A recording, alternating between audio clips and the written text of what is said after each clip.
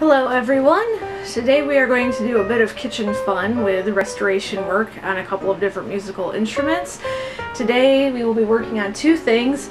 The first is working on repairing this warped bass bridge just to have it as an extra spare. I'm not sure if you can see it here, but it's pretty well warped. It actually sits on the bass this direction, and you can see there's quite a bit of a curvature to it.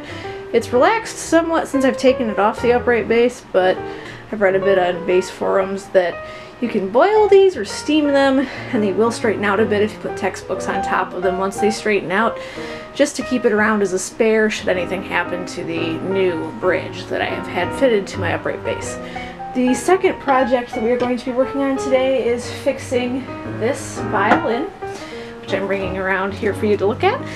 It's a $50 violin, not terribly expensive, overall in great shape, and in just a second here I will pull up a picture for you to see the open seam we will be repairing today. So we have two things going on: fixing the warped bass bridge and fixing the seam in this violin.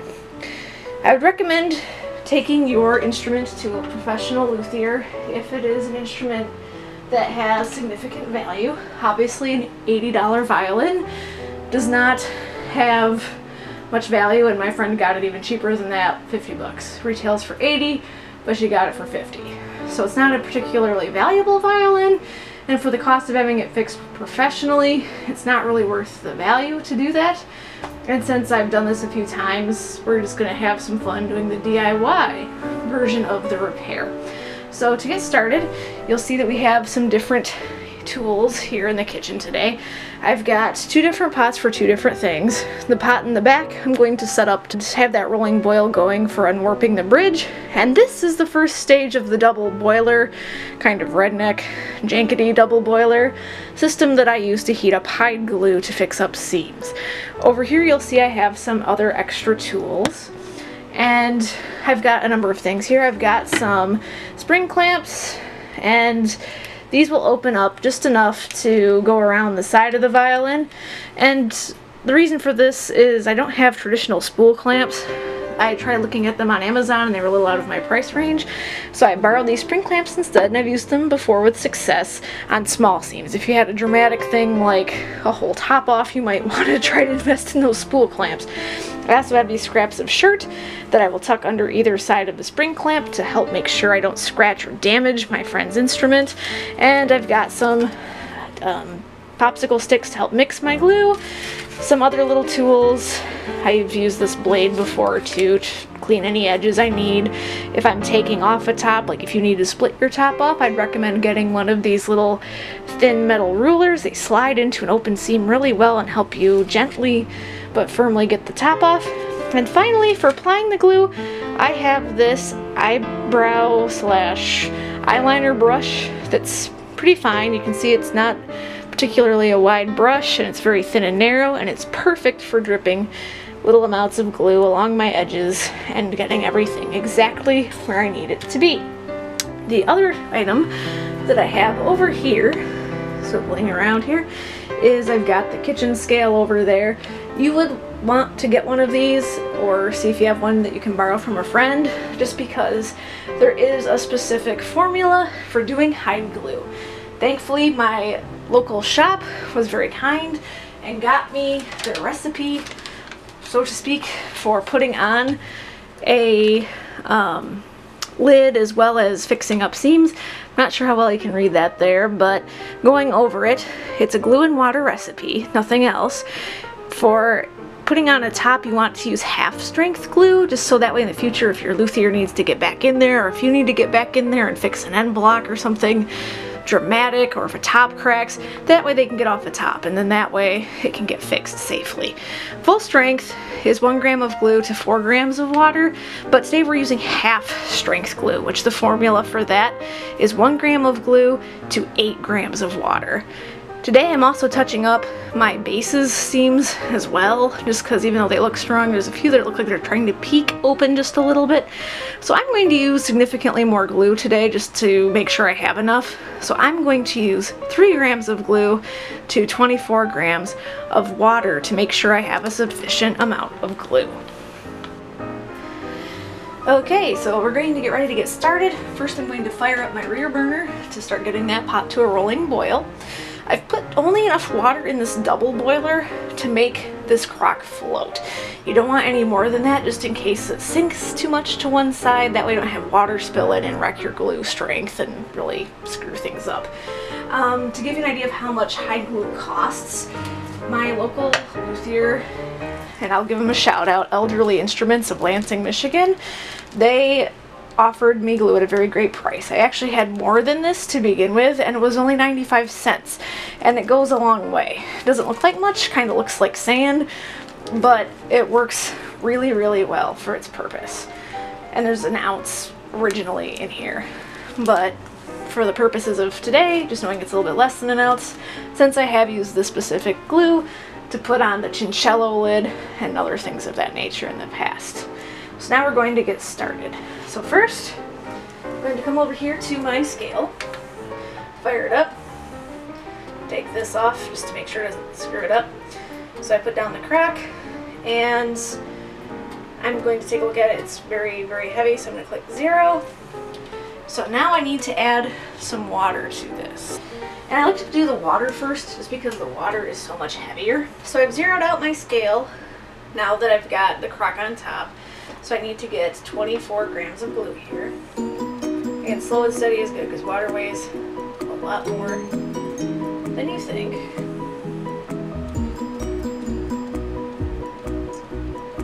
Just a little drip at a time. Use a spoon to get that last gram. 24 right on the money. And if you can see in here, it's not very much water for this little itty bitty crock. Now to get 3 grams of glue in, again, going slow and steady wins the race here. That sprinkle isn't even 1 gram up here, it was 1 gram.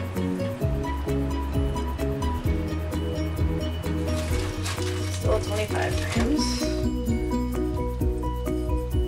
26 grams.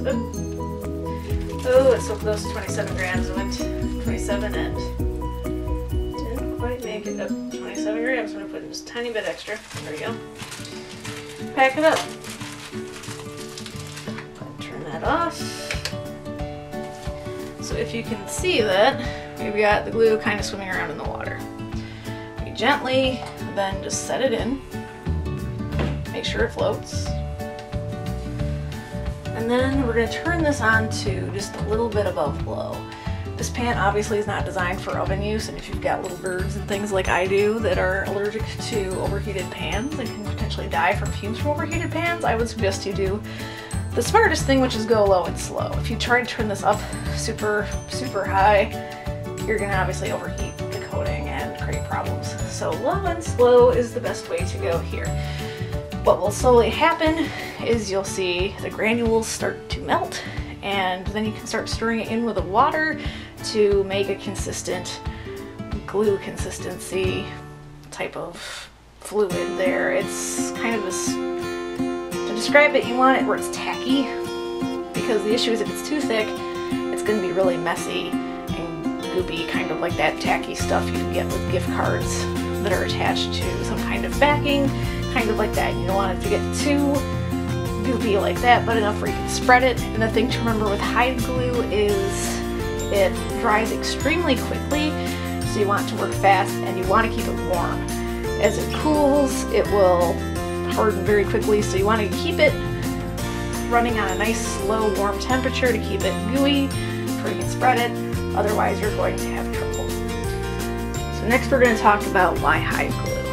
It might seem strange to use an old glue like hide glue when you think, gee, aren't there better glues out there? Loctite, Gorilla Glue.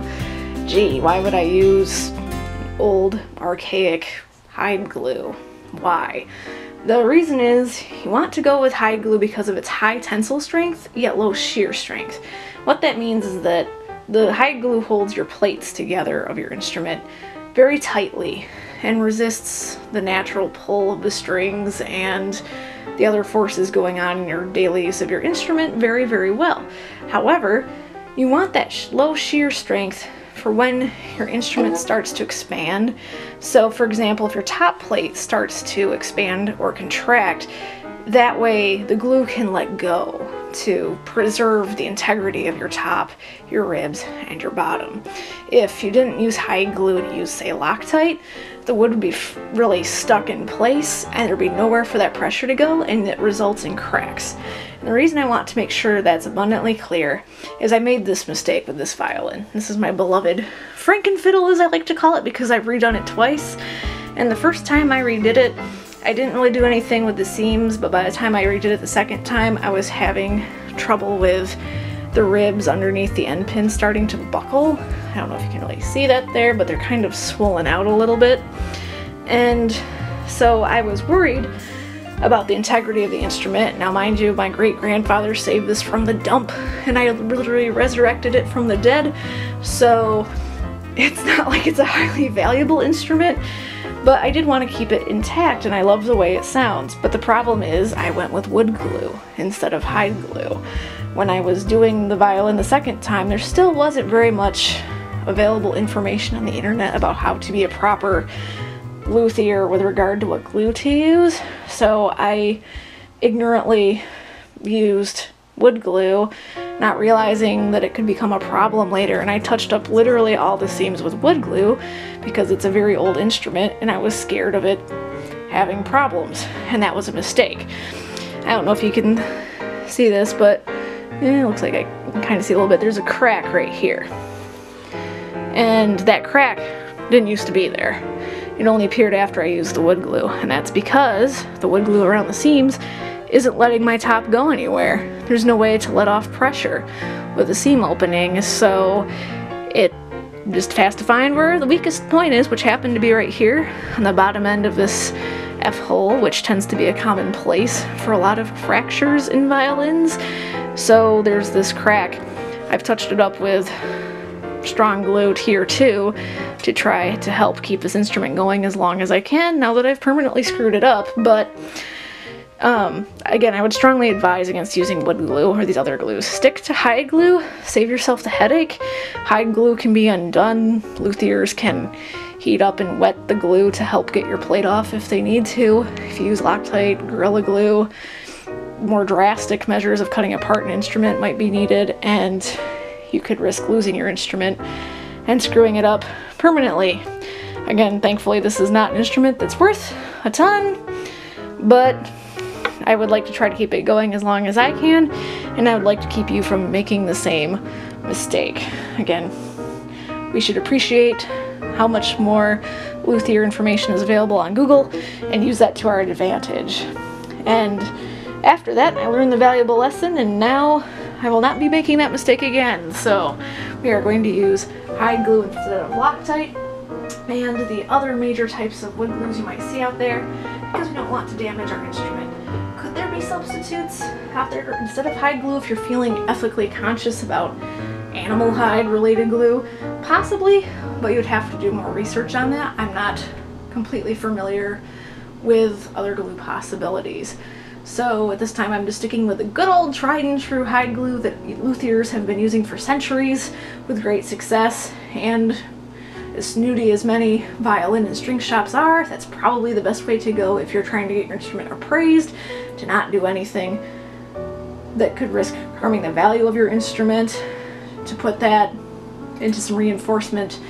Understand that when I took that violin that I just showed you into the luthier shop to have the sound post put back up right, the luthier did everything but spit on it when he saw it. He basically looked it all over with a very grumpy face and told me it wasn't worth his time, which was pretty devastating when you're trying to fix your own instrument from scratch. Even when I explained to him it's not my best instrument, it's just one I'm redoing for fun, he was a bit of a jerk face and refused to help me, and that's where I went to my new luthier friends over at Elderly Instruments in Lansing, and they were very kind about getting me the right glues, and I've had a lot of good luck with them. So again, shout out to Elderly for being great with having fun little restoration projects.